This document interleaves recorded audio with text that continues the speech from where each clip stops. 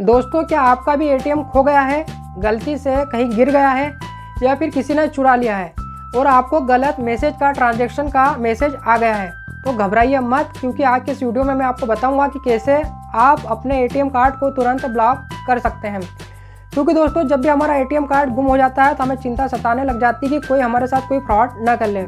ऐसे में आपको अपने एटीएम कार्ड को तुरंत ब्लॉक करना है और ब्लॉक करना बिल्कुल आसान है।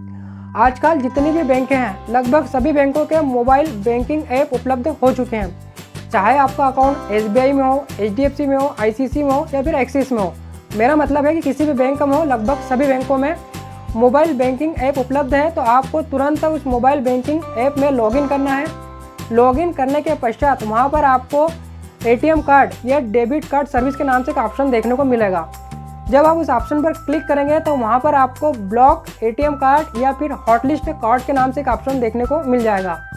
जब आप उस ऑप्शन पर क्लिक करेंगे तो आपसे रीजन पूछा जाएगा, कारण पूछा जाएगा कि आखिर किस कारण से आप अपने एटीएम कार्ड या डेबिट कार्ड को बंद करना चाह रहे हैं, ब्लॉक करना चाह रहे हैं। तब वहाँ पर आप उचित रीजन दे दीजिए कि आपका एटीएम कार्ड गुम हो चुका है, चोरी हो चुका है या कहीं पर गिर चुका है।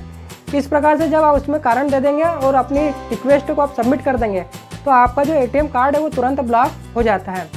यदि आप मोबाइल बैंकिंग ऐप के माध्यम से अपना कार्ड बंद नहीं कर पा रहे हैं, ब्लॉक नहीं कर पा रहे हैं, तो दूसरा तरीका है कि आप कस्टमर केयर है, जो आपका बैंक का toll free customer care number होता है, आप उस कस्टमर केयर नंबर पर कॉल करिए। उस कॉल करने पर भी आपको दो प्रकार के ऑप्शन मिल जाएंगे। या तो आप कस्टमर केयर के जो जनप्रतिनिधि होते हैं उनसे बात करके भी अपना एटीएम कार्ड बंद करवा सकते हैं, या उन तक पहुंचने के पहले आपको IVR पर सुनाई देगा कि आप अपनी भाषा चुनिए। तब अपनी भाषा चुन लीजिएगा, जिस भी भाषा में आप कंफर्टेबल हो। उस भाषा का ऑप्शन चुनने के बाद आपको डेबिट कार्ड का ऑप्शन मिल जाएगा। उस ऑप्शन पर जब आप जाएंगे तो वहाँ पर आपको एक ब्लॉक करने का ऑप्शन मिलेगा। जब आप ब्लॉक करने के ऑप्शन को चुनेंगे तो वो आपसे अकाउंट को, आपके एटीएम कार्ड को सत्यापित करने के लिए आपसे आपकी डेट ऑफ बर्थ या फिर आपका अकाउंट नंबर मांग सकता है। वो देने के बाद आपका जो एटीएम कार्ड होता है वो ब्लॉक हो जाता है और आपको इसकी पुष्टि के लिए एक SMS आता है, जिसके माध्यम से हमें पता लग जाता है कि हमने जो प्रोसेस की थी वो पूरी हो चुकी है और हमारा जो एटीएम कार्ड है वो ब्लॉक हो चुका है। इसके अलावा आप इंटरनेट बैंकिंग के माध्यम से भी ये कार्य कर सकते हैं। यानी वही कि आप इंटरनेट बैंकिंग से लॉगिन करिए। लॉगिन करने पर डेबिट कार्ड का जो ऑप्शन आता है, डेबिट कार्ड सर्विस, वहाँ पर चले जाइए। वहाँ पर आप अपने एटीएम कार्ड ब्लॉक या फिर हॉट लिस्ट में जाकर उचित कारण चुनकर इंटरनेट बैंकिंग के माध्यम से भी आप अपने एटीएम कार्ड को ब्लॉक करा सकते हैं। इन 3 तरीकों के अलावा जो आखिरी तरीका है वो यही है कि आप यदि ये नहीं कर पाते हैं तो आप जल्दी से जल्दी आपके जो भी नज़दीकी बैंक शाखा है जहाँ पर आपका अकाउंट है, उस बैंक की नज़दीकी शाखा में जाइए, एक लिखित में आवेदन दीजिए। साथ में अपना पहचान पत्र ले जाइए, चाहे तो आधार कार्ड ले जाइए, पैन कार्ड ले जाइए।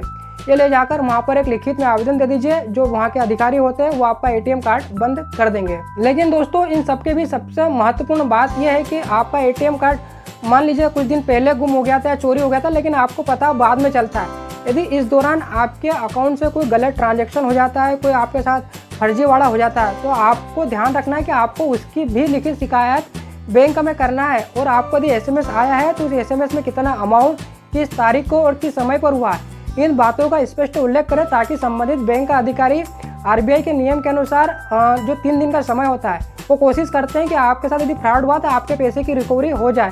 इसमें कम से कम 3 दिन का समय लगता है। बैंक इसकी भरपूर कोशिश करता है, तो आपको इसकी लिखित शिकायत करना है। मतलब आपके साथ जो फ्रॉड हुआ है, आप उसकी शिकायत जितनी जल्दी बैंक से करेंगे, बैंक का अधिकारी उतने ही आसान हो जाता है उनके लिए कि आपके पैसे को वापस लाए। मतलब आपको जो शिकायत होता है वो जल्दी से जल्दी करना होती है।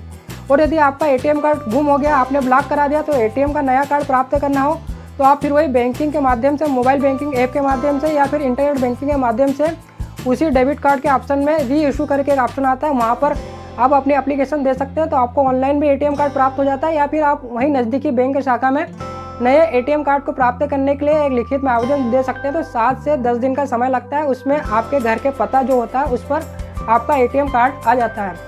लेकिन दोस्तों, इस बीच आप यदि बैंक का धारक है, और लगभग सभी आजकल व्यक्ति है वो बैंक का धारक है, तो आपको कुछ बातों का ध्यान हमेशा रखना ही रखना है।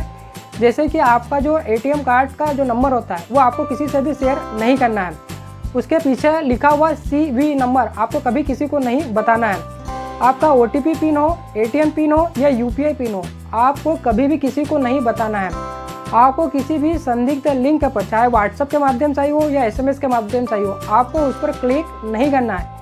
कोई भी कार्य करना है अपने बैंक की ऑफिशियल साइट पर जाइए और वहाँ से कीजिए आप। इसके अलावा यदि आपके पास SMS अलर्ट चालू नहीं है तो अपने बैंक अकाउंट में अपना मोबाइल नंबर दीजिए और SMS अलर्ट को चालू रखिए, क्योंकि SMS अलर्ट के माध्यम से ही हमें सबसे पहले पता चलता है कि हमारे अकाउंट से कोई राशि काटी गई है। यदि राशि सही है तो हमें टेंशन नहीं होती है, लेकिन राशि गलत है तो जल्दी से जल्दी अपने नज़दीकी बैंक शाखा में आवेदन दीजिए, लिखित में शिकायत कीजिए।